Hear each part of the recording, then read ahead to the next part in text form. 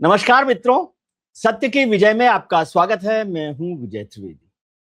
क्या केंद्र सरकार कुछ बड़े फैसले, कुछ बड़े बिल, कानून बनाने की तैयारी कर रही है? संसद का मानसून सत्र शुरू होने वाला है जुलाई के तीसरे हफ्ते में। तो उसके लिए क्या तैयारी चल रही है? कौन-कौन से कानून आ सकते हैं? क्या महिला आरक्षण बिल को पास कराने के लिए कमर कस ली है सरकार ने? क्या डिलिमिटेशन बिल को पास कराने का बिल्कुल मन बना लिया है, या कुछ और कानून है जिसमें 30 दिन तक जेल में रहने पर मुख्यमंत्री, प्रधानमंत्री या कोई भी मंत्री हो उसको इस्तीफा देना पड़ेगा? ऐसी बहुत सारी चर्चाएँ हो रही हैं, और ये चर्चाएँ इसलिए भी ज़्यादा तेज़ हो गई कि जिस तरह की जो जुगाड़ व्यवस्था हो रही है, तोड़-फोड़ हो रही है, लोगों का जो मोहब्बत बढ़ रही है भारतीय जनता पार्टी के साथ, इधर से उधर पार्टियों में आना-जाना। आना-जाना क्या हो रहा है? वन वे ही हो रहा है। सब लोग भारतीय जनता पार्टी में आ रहे हैं या एनडीए में आ रहे हैं। तो ये सब तैयारी किस वजह से चल रही है और क्या होने वाला है, और क्या विपक्ष उसमें अकेला पड़ता जा रहा है, कमज़ोर होता जा रहा है?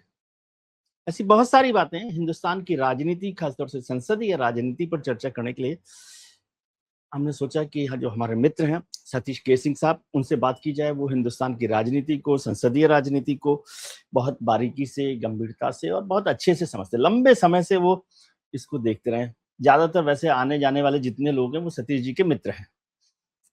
जो इधर से आ रहे हैं वो भी, जहाँ जा रहे हैं वहाँ भी। तो वो उनको बारीकी से समझते भी हैं कि क्यों जा रहे हैं, क्यों आ रहे हैं और सरकार क्या करने वाली है। और उनके जो, फिर से मैं एक बार कह दूँ, ये बात रजिस्टर करना ज़रूरी होता है कि उनके जितने चेले संपादक हैं, वो भी अलग-अलग तरीके से अपना एजेंडा चलाते रहते हैं। तो उस एजेंडे पर भी मैं सतीश जी से चर्चा करता हूँ। प्रणाम सर। जय हो। जय हो जय सर। हो विजय जी, आपकी सत्य की विजय हो। सत्य सत्य भी नहीं रहा, विजय भी नहीं। सत्य के अलावा सबकी विजय हो रही है आजकल सर। देखिए, विजय तो हो रहा है, जी। लेकिन आप बिल की बात कर रहे हैं। अब किस बिल में हम जा रहे हैं पता नहीं चल रहा है। कौन से बिल में घुसते जा रहे हैं कुछ पता नहीं चल रहा है। मैं बार-बार इस बात को दोहरा रहा हूं कि मॉनसून सत्र जो है संसद का, जी। उसके बाद भारत का परिचय क्या होगा पूरी दुनिया में, मुझे समझ में नहीं आ रहा है। क्यों, भारत बदलने क्या वाला है क्या? है? भारत की तस्वीर बदल रही है? भारत बदलने वाला है? क्या कह रहे हैं आप?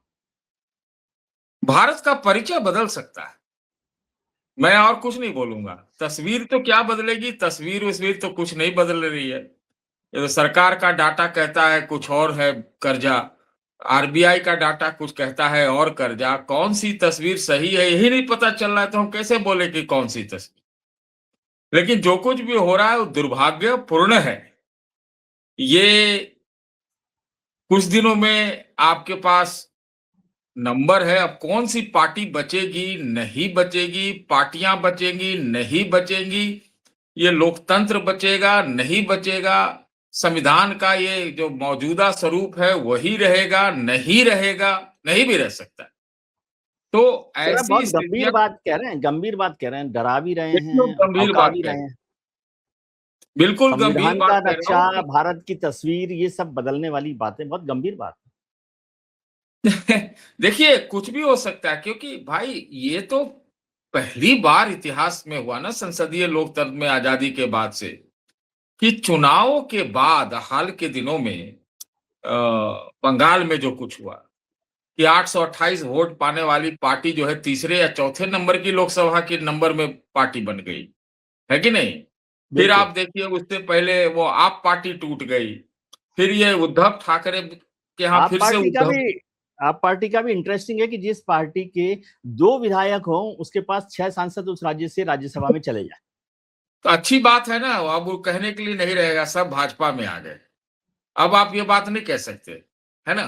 दरअसल मैं तो जो पार्टियां बदलते हैं, चाहे किसी भी कारण से बदले, दबाव में बदले, व्यापार के लिए बदले, ट्रेडिंग के लिए बदले, मैं उनको नेता ही नहीं मानता हूं। आप ये समझिए, मैं नहीं नहीं मानता सर। हूं उनको। अरे कौन सा नेता, तुम नीतियों की वजह से नेता बनते हो ना। ये रात में कुछ, सुबह कुछ, दोपहर में कुछ, शाम तक फिर कुछ। मैं कभी भी इतिहास में कभी भी ऐसा हुआ कि भाई पार्टियां आप बदलते हैं, ऐसे लग रहा है जैसे ताश के पत्ते फेंटते हैं।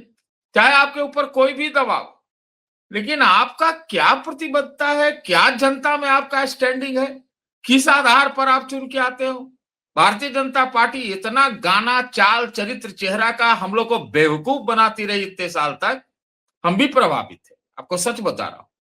लेकिन आप ये बताइए ये क्या हो रहा है कि आप जितने भ्रष्टाचारी हैं, जितने संप्रदायवादी हैं, सांप्रदायिक लोग हैं, जितने बिचौलिए हैं, जितने चोर चोट्टे हैं, सबको आप अपने यहां मिला लेते हैं।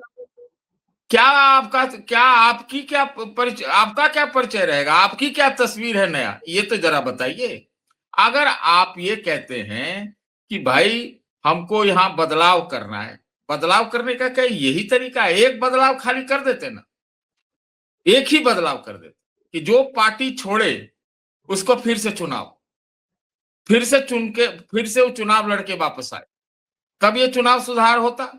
खर्चा चुनाव पे कम कर देते। ये तो चुनाव के बाद चुनाव कर रहे कि किन किन पार्टियों को तोड़ना है, कहां से उनको मिलाना है और कहां उनको सांचे में रखना है, एनसीपीआई में रखना है कि डीसीपी में रखना है कि पीसीपी में रहना है। ये इस तरह से तो होता नहीं है।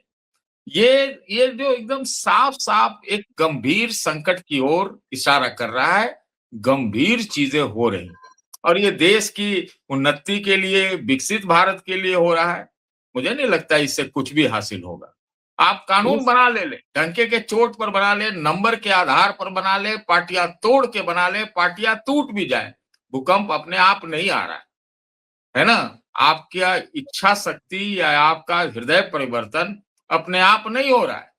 तो ये जो स्थिति है ना, तो भाई पार्टी लेस डेमोक्रेसी कर दीजिए, आप वही कर दीजिए या करिए मत, डेमोक्रेसी ही मत रखिए, खत्म कीजिए, वन पार्टी सिस्टम कर दीजिए, सबको अपने यहां मिला लीजिए। और ऐसी स्थिति है कि सब मिल भी सकते हैं, ऐसा नहीं है कि नहीं मिल सकते, लेकिन एक परंपरा चली है, एक परिपाटी चली है कि कई अलग अलग पार्टियां हैं, समाज हमारा एक खंडित समाज है, अलग अलग जाति है, अलग अलग धर्म है, अलग अलग क्षेत्र है, उसके आधार पर भी पार्टियां बनी है। तो उनकी आवाज कौन अब रखेगा कौन? और अगर आप ही को आवाज रखना है तो आपकी आवाज तो पता नहीं कौन सी आवाज है, किस आवाज में आप बोलते हैं, आज कल को क्या बोलते हैं कुछ नहीं पता। तो सनातन धर्म को गाली देने वाले लोग थे, अब आपके अनुयायी हो गए, आपके साथी हो गए, तुरंत के तुरंत आप सब भुला जाते हैं। तो ये सर, तो मुझे लगता है ये पॉकेट मार राजनीति, पॉकेट मार राजनीति। हाँ। लेकिन एक बात बताइए, अभी जब आजादी के पहले, मतलब जब हमारा संविधान नहीं बना, उससे पहले जो गवर्नमेंट बनी जवाहरलाल नेहरू साहब की पहली गवर्नमेंट, जिसे आजकल हम लोग सेलेक्टेड गवर्नमेंट कहते हैं, इलेक्टेड गवर्नमेंट नहीं कहते, तो उसमें तो सारे पार्टियों के, सारी विचारधाराओं के लोग थे। श्यामा प्रसाद मुखर्जी भी थे, अंबेडकर भी थे और तमाम तरीके के लोग भी थे। तो आप उसकी तो बहुत तारीफ करते हैं। तो जब सब लोग आ जाएं, नेशनल गवर्नमेंट बना लें, तो ये नेशनल गवर्नमेंट का आइडिया ना, सब लोग आ जाएं तो अच्छा ही है ना, क्या बुराई है? मैं विजय जी यही कह रहा हूं, आप कटाक्ष में टिप्पणी कर रहे हैं तो मैं भी कटाक्ष में एक नेशनल गवर्नमेंट बनवा दीजिए ना, आपकी अगर इतनी चलती है तो। ये देश के हित में होगा, सारे मित्र ये तो आपके विकसित भारत के। मैंने पहले ही बोला कि जो आ रहे हैं वो भी, जहां जा रहे हैं वो भी, सब आपके मित्र हैं और ये सब लोग जानते हैं, मेरे कहने से नहीं चलेगा। अब मेरे कोई मित्र नहीं है भाई, आप जान लीजिए, अगर ऐसे ही मित्रता होती तो मैं भी वहीं रहता। 9 बार मुझे लोगों ने कहा आने के लिए, 9 नेताओं ने, नहीं एक नेता ने 3 बार कहा, 6 नेताओं ने एक बार कहा, तो मैं भी वहीं रहता। या आप जो खिलवाड़ हो रहा है, चाहे जिसकी जो भी पार्टी, खाली ये लंपटबाजी हो रहा है ना, खाली ट्रेडिंग हो रहा है, ये इस ढंग से कुछ कौन होने वाला है क्या? इसे गर्त में ही जाएगा, गंभीर खतरा है। अरे कानून पास हो जाएगा, वो हो जाएगा, कानूनों की कमी है क्या? कानून का हिमालय है भारत, भारत का संविधान सबसे लंबा है और कहते हैं, कहावत चलती है कि आप कहीं जाइए, आदमी के हिसाब से वो कानून दिखा देते हैं, इतने कानून है, कानूनों की कमी थोड़ी है। लेकिन बात यह है कि आपका उद्देश्य क्या है, मकसद क्या है, जो स्थितियां हैं, क्या ये सत्ता का संविधान है, सत्ता चलाने का संविधान है? संविधान भी बनती है लेकिन इस सत्ता चलाने का संविधान नहीं होता है। ये हम कहना चाह रहे हैं। मैं मुखर हूं, मैं ठीक ढंग से मतलब खुल के बोल रहा हूं, क्योंकि मैं समझता हूं कि ये गंभीर खतरा है। आप ही कल एक चैनल पे कह रहे थे कि वाजपेयी जी 1 वोट से हार गए थे, है ना? हाँ, मैं भी था उस दिन, वहीं पे था। तब लेकिन वो तो सच है ना, भारत, फैक्ट है, इसमें फैक्ट को मैं अलग से अपनी जानकारी थोड़ी दे रहा था। हाँ, हाँ, वही मैं कह रहा हूँ कि आप कह रहे थे ना, तो वाजपेयी जी क्या कहते थे? सरकारें तो आती हैं, जाती हैं, जाती है, देश देश रहना चाहिए। सुरक्षित रहना चाहिए। तो ये सबके लिए है। ये आज का आप एक सत्ता चला लेंगे, उससे समझ रहे हैं कि क्या दे इतिहास अगर उठा ले तो लाखों सत्ता आई हो, पूरा भारत, लाखों, 1 लाख सत्ता आई होगी, है ना? हाँ, छोटे-छोटे वो तो राज्य पूरा भी, इतिहास है, छोटे-छोटे राज्य, छोटे-छोटे राजा आए, और गए, सब राजा महाराजा रह सब गई चले क्या? गए। रह जी, गई क्या?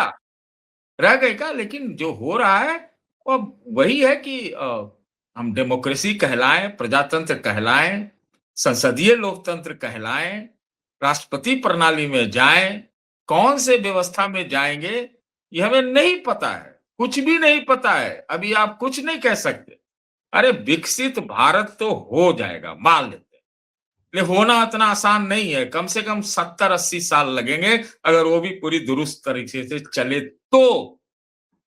लेकिन क्या हम चीन कहलाना पसंद करेंगे?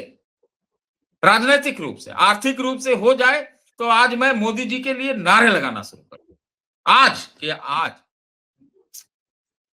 है ना? आप जापान से कुछ बात करते हैं, वो चीन वाला कोई बयान दे देता है, आप देखिए स्थिति।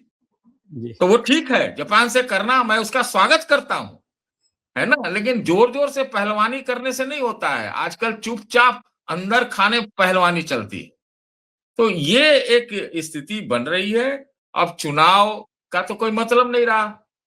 भाई चुनाव के बाद पार्टियां अगर टूटनी ही है, लोगों को टूटना ही है, भ्रष्टाचारियों को ही राजनीति में आना है, पैसे वालों का ही खेल करना है, तो फिर चुनाव का मतलब क्या है? जीत के आप आए कहीं से, चले गए कहीं, मिला लिए गए कहीं और कोई एक सौदा कर लिया, है ना? पर मैं ये समझना चाहता हूँ आपसे, आप मैं बोल बिल्कुल रहा हूँ ठीक भैया बात जी, कह रहे हैं। आप आइए कि कौन-कौन से कानून बनेंगे, वो बनेंगे। और बनने के लिए ये सब नंबर जुगाड़ हो रहा है। तब तो जी, 400 का जश्न मनाने का मौका आ गया, 240 से ये 60 ही के हो रहे हैं भाई। 160 कुछ मिला लेते, मिल सकते हैं, ये बात भी सच है, मिल नहीं सकते नहीं, हैं। मैं यही समझना चाहता हूँ। मैं दो हिस्सों में करते हैं, जो कानून की बात कर रहे हैं वो तो हमें जानना ही है कि क्या क्या कानून सरकार बनाना चाहती है या लाना चाहती है, जिसके लिए ये एक्सरसाइज हो रही है। लेकिन हमने भारतीय जनता पार्टी को, आपने सबने कह दिया, लेकिन जो लोग जा रहे हैं उन पर भी तो कुछ बोलिए। वो क्या कर रहे हैं जो कल तक ममता जी के नेतृत्व में चुनाव लड़कर आए और एक ही दिन में वो ममता जी के खिलाफ अंडे फेंक रहे हैं और सरकार में चले गए, पार्टी अलग बना ली। या राघव, मतलब आम आदमी पार्टी को देख लीजिए, या शिवसेना जो बची कुछ थी वो टूट कर आ गई।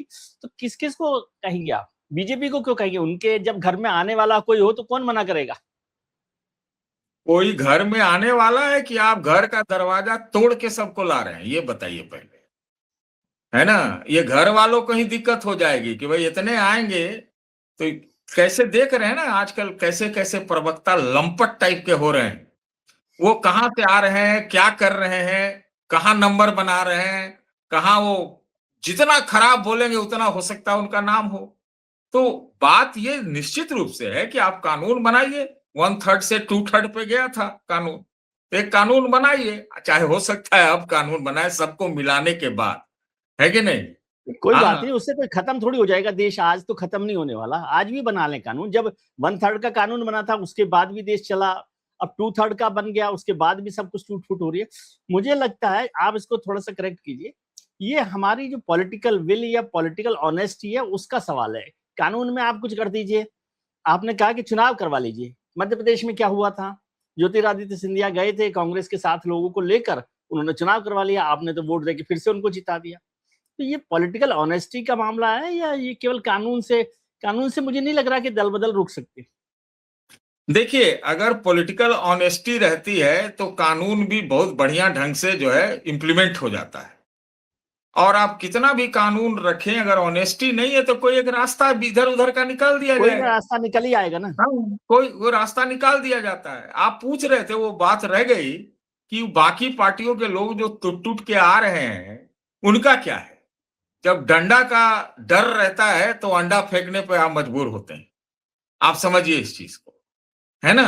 आज इसका डंडा है, कल किसी और का डंडा रहेगा, तो और अंडा कहीं और फूटेगा। आप ये समझिए।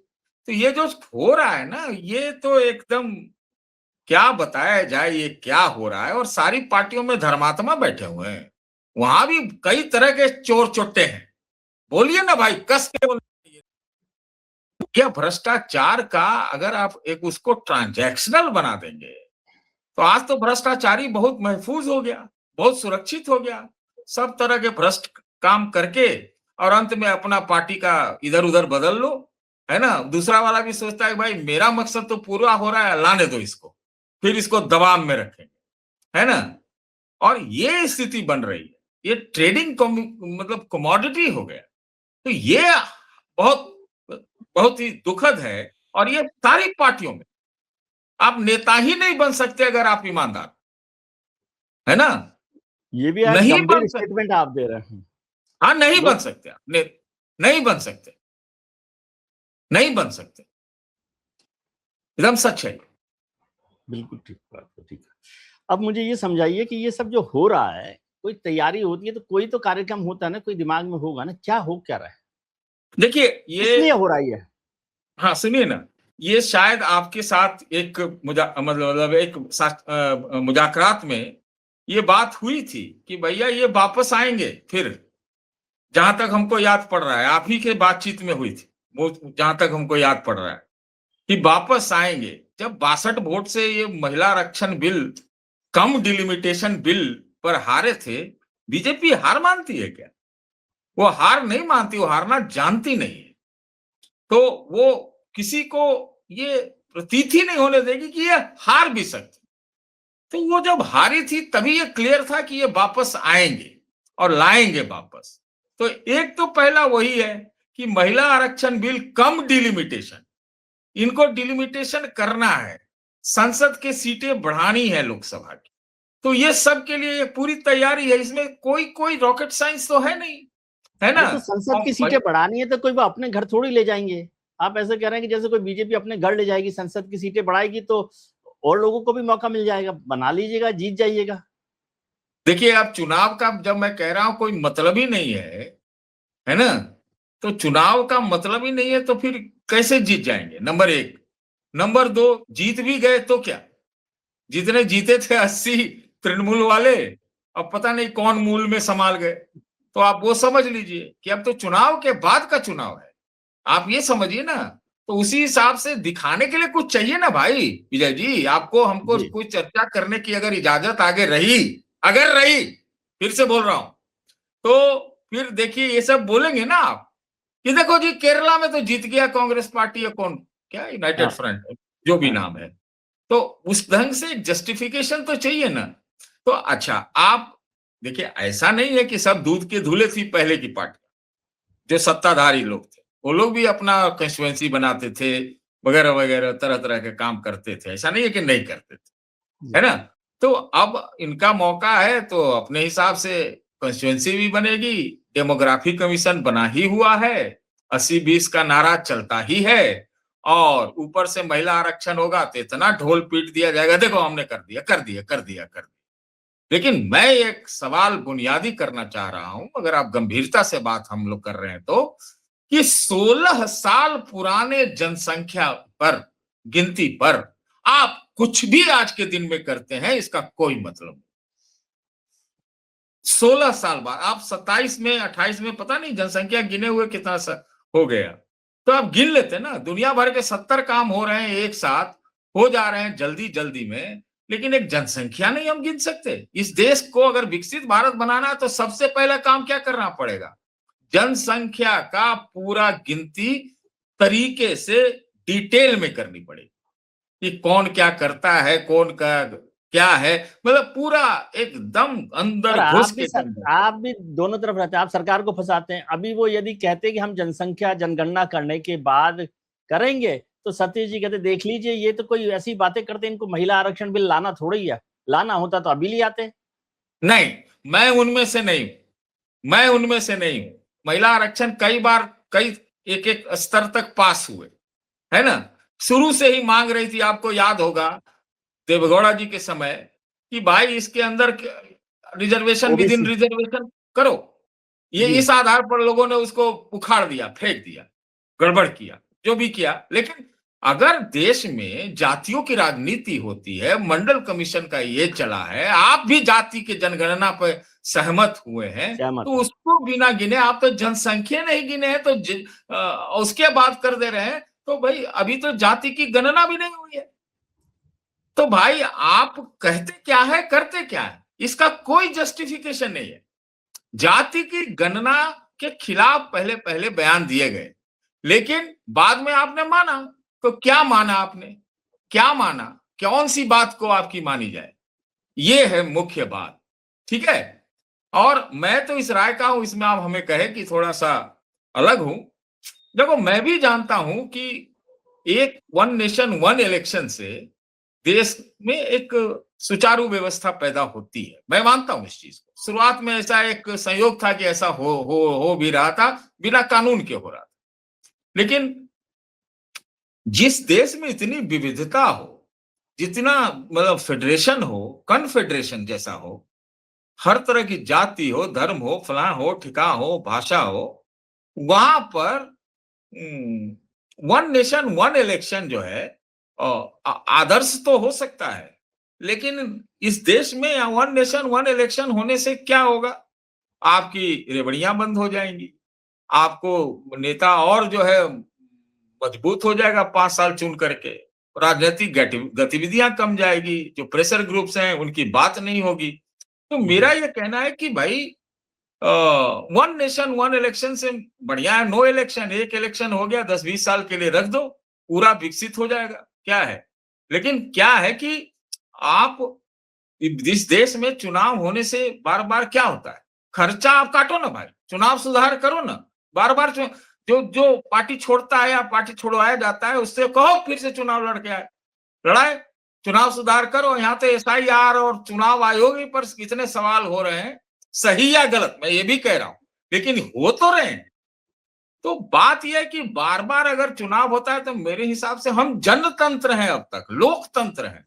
लोक का और जनों का सरकारों पर कंट्रोल रहता है। लोहिया जी कहते थे ना, लोहिया जी का जो कहना था कि अगर हम शून्य हो जाते हैं, सन्नाटे में चले जाते हैं, तो बहुत जगह आवारापन हो जाता है।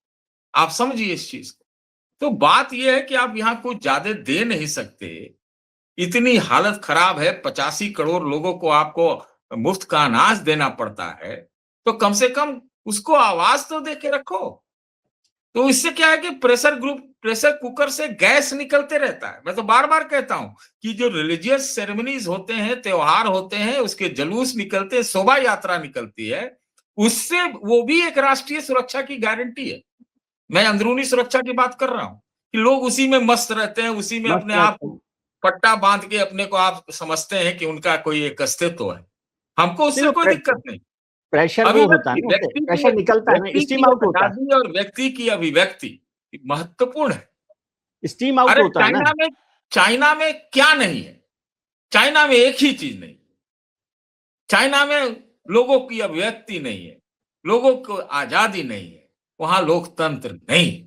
हम क्यों ऐसा बने, वैसी स्थिति ना पैदा करें। हमारा तो विविधता में एकता वाली बात है, हम ऐसे ही रहेंगे और रहेंगे, रहना चाहिए, क्या दिक्कत है। इतने धर्म, इतने देवता, इतनी सब कुछ, तो उसको बिंबित होते रहने से हमारे देश की रक्षा होती, मेरा ऐसा मानना। नहीं तो मतलब अब आपको लग रहा है कि मॉनसून सेशन में ये बिल पास हो जाएगा, ये दोनों बिल खास तौर से आपको ऐसा लगता है? जो चाहेंगे वो कर सकते हैं, ये आप समझ लीजिए। वो चाहा क्या गया है इस पर, इसका हमें कोई जानकारी नहीं है, लेकिन वो जो चाहेंगे वो हो जाएगा।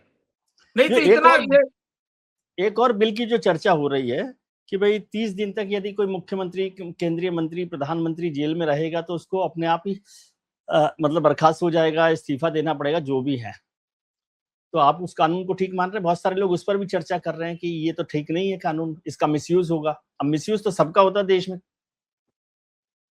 देखिए, ये भी आदर्श के रूप में तो बड़ा अच्छा है, आदर्श के रूप में कि चोर चोट्टे ऐसे हों तो जाएं जेल, लेकिन जेल भेजेगा कौन, मुकदमा दाखिल कौन करेगा, क्या उसके प्रोस एंड कॉन्स होंगे, क्या उसके सेफगार्ड होंगे, बहुत तरह के कानून आए हैं देश में, लेकिन बाद में उसमें सुधार किया गया। टाडा पोटा सब देखा हम लोगों ने। तो बहुत तरह की चीजें होती हैं, सेफ गार्ड लेके चलने से उद्देश्य में हमें कोई खराबी नहीं नजर आती, लेकिन उसके मोडस ऑपरेंडी और उसका उद्देश्य क्या है, ये बड़ा महत्वपूर्ण है। जो सत्ता में रहेगी वो तो कुछ भी करवा देगी। 4 केस डलवा दिए, 5 केस डलवा दिए, हो गया, है कि नहीं? हो गया। अब चंदा चोरी जो हुआ है राम मंदिर में, डाका जो पड़ा है, इतिहास का सबसे बड़ा डाका, अपने लोगों ने ही अपने धर्म के नाम पर अपने ही यहाँ लूट लिया, है ना? उसमें तो कुछ वो चंद छुटभइयों की गिरफ्तारियां हुई है शायद, लेकिन बाकी तो अपने के ऊपर है। ये सत्ता के हाथ में बहुत बड़ा लीवर होगा, है ना? आज आपकी बारी है, कल को उसकी बारी है, और हमको लगता है कि ऐसी चीजें एकदम रेवोल्यूशनरी चीजें करने से उसके भी बहुत सारे आयाम है, उसके भी बहुत ज्यादा खतरे हैं, है इसके ना? खतरे भी बहुत है, डेमोक्रेसी में बहुत सारे खतरे होते हैं कि इसको ले डेमोक्रेसी तो शब्द मत बोलिए ना, खतरे बोलिए, खतरे बोलिए, खतरे बहुत खतरे सारे बहुत हैं, खतरे। ये मैं खतरे देखिए, बहुत। जब दुश्मन को नब्ज दबाना होता है ना, नब्ज दबाना होता है ना, दुश्मन शब्द बोल रहा हूं, दुश्मन को आपका नब्ज दबाना होता है ना, तो ऐसी चीजों की ही इसको दरकार रहती।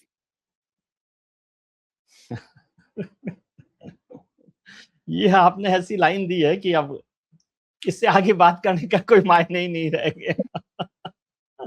गंभीर हाँ, बात आपने बोली है और ये बहुत गंभीर है। कोई भी कानून भी हो तो उसके प्रोस एंड कॉन्स को देखना ही चाहिए कि क्या हो सकता है, क्या नहीं हो सकता और उसके मिसयूज भी जो है ना, उस पर भी थोड़ा मुझे लगता है उसको भी ध्यान रखना चाहिए कि इसका कैसे गलत बेजा इस्तेमाल हो सकता है। और ये भी समझिए कि सत्ता में केवल आप ही नहीं रहेंगे ना, वो आपके खिलाफ भी इस्तेमाल हो सकता है।